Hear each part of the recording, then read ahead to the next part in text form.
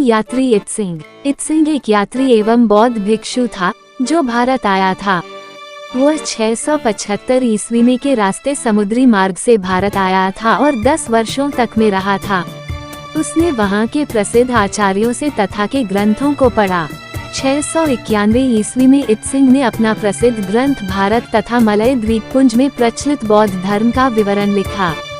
उसने नालंदा एवं विक्रमशिला विश्वविद्यालय तथा उस समय के भारत पर प्रकाश डाला है। इस ग्रंथ से हमें उस काल के भारत के राजनीतिक इतिहास के बारे में तो अधिक जानकारी नहीं मिलती, परंतु ये ग्रंथ बौद्ध धर्म और संस्कृत साहित्य के इतिहास का अमूल्य स्रोत माना जाता है। भारत में आने वाले 3 बड़े यात्रियों में से इत्सिंग सबसे बाद में आया।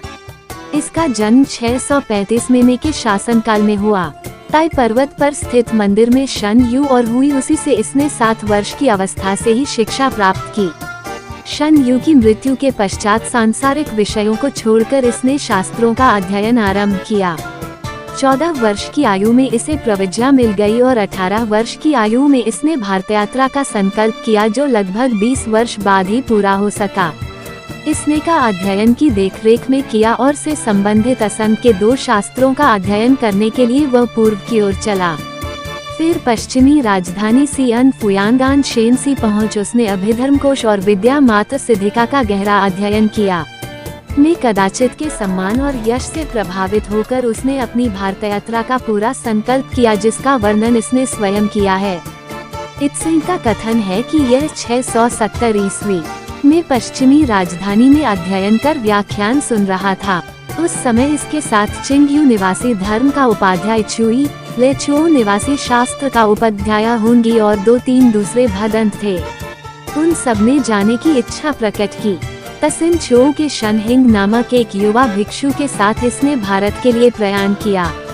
यहाँ से दक्षिण की यात्रा के लिए एक ईरानी जहाज के स्वामी से मिलने की तिथि निश्चय की। 6 मास की यात्रा के पश्चात ये श्रीभोज पहुँचा। यहाँ 6 मास ठहरकर शब्द विद्या सीखता रहा। राजा ने इसे आश्रय देकर मलय देश भेज दिया। वहाँ से पूर्वी भारत के लिए जहाज पर चला और 673 ईस्वी के दूसरे मास में ताम्रलिप्ति पहुँचा।